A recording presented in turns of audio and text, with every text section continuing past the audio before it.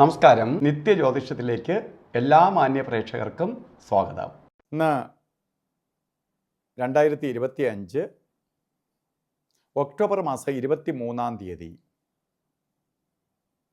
1201 ആണ്ട് തുലാമാസം 6-ാം തീയതി വ്യാഴാഴ്ച.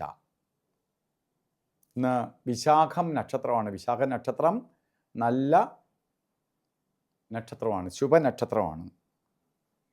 വിശാഖത്തിന് ഉള്ള പ്രത്യേകത വ്യാഴവുമായിട്ട് ബന്ധപ്പെട്ട നക്ഷത്രമാണ്. കാരണം വ്യാഴവുമായിട്ട് വളരെ ബന്ധപ്പെട്ട 3 നക്ഷത്രങ്ങളാണ് പുണർദം, വിശാഖം, പൂരുരുട്ടാതി. ഈ 3 നക്ഷത്രത്തിൽ ജനിക്കുന്നവർ തന്നെ വ്യാഴദശയിലാണ് ജനിക്കുന്നത്. അപ്പോൾ വ്യാഴൻ്റെ പ്രാധാന്യമുള്ള, വ്യാഴനുമായി ബന്ധമുള്ള നക്ഷത്രങ്ങളാണ് ഇവർ 3 പേരും.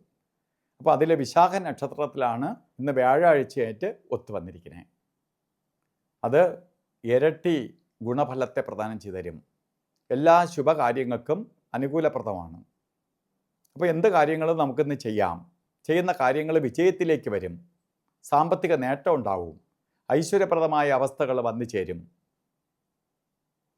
അപ്പോൾ അതുകൊണ്ട് ഇന്നത്തെ നല്ലൊരു ദിവസം കിട്ടിയിരിക്കുകയാണ്. അതുകൊണ്ട് എന്ത് ശുഭകാര്യങ്ങൾക്ക് ഇറങ്ങണം. അതുപോലെ തന്നെ നമുക്ക് ഏറ്റവും പ്രാധാന്യം കൊടുക്കുന്നത് ഇപ്പോൾ തുലാമാസത്തിലെ വിശാഖ നക്ഷത്രം ബർത്ത്ഡേ ആയിട്ട് വന്നിട്ടുള്ളവർക്ക് 1 വർഷത്തെ ഫലത്തെയാണ് നമുക്ക് ചിന്തിക്കേണ്ടത്. വാർഷിക ഫലത്തെ ചിന്തിക്കുമ്പോൾ വളരെ ഭാഗ്യദായകമായ ഒരു വർഷമാണ് നിങ്ങളുടേത്. വളരെ ഭാഗ്യത്തെ തരുന്ന ഒരു വർഷമാണ്.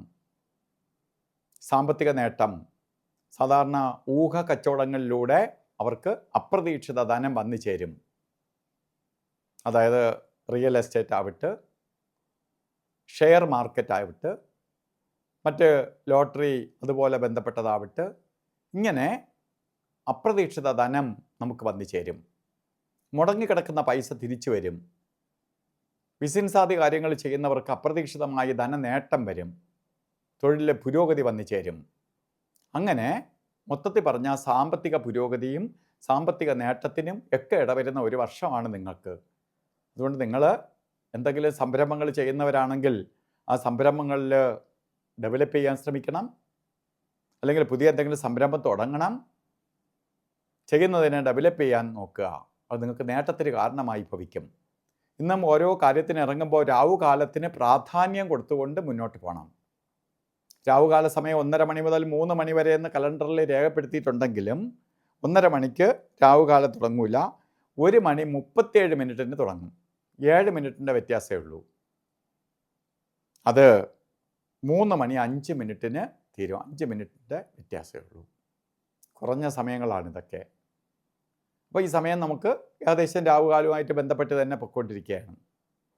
അതുപോലെ ഗുളിക കാല സമയവും യമകണ്ഠ കാല സമയവും ഒരു ശുഭകാര്യത്തിനും എടുക്കരുത്.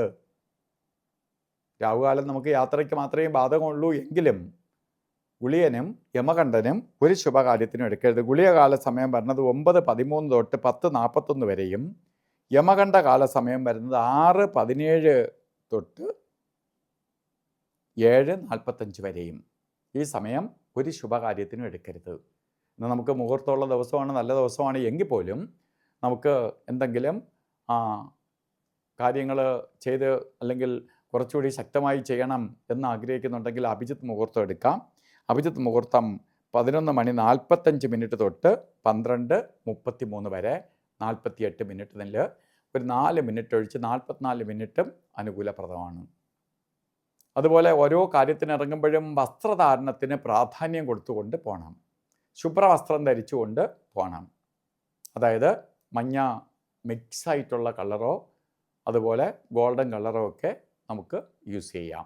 അത് നമുക്ക് ഭാഗ്യദായകമായ അവസ്ഥ, നമ്മളിൽ നിന്ന് പ്രപഞ്ചത്തിൽ നിന്ന് പോസിറ്റീവ് എനർജി വലിച്ചെടുക്കാനും നമ്മളെ പോസിറ്റീവായിട്ട് നയിക്കാനും സഹായിക്കും. അപ്പോൾ ഇന്നത്തെ ദിവസം എല്ലാവർക്കും പരമഗുരുവിൻ്റെ അനുഗ്രഹത്താൽ നല്ലത് വരട്ടെ എന്ന് പ്രാർത്ഥിച്ചുകൊണ്ട് നിർത്തുന്നു. നന്ദി, നമസ്കാരം.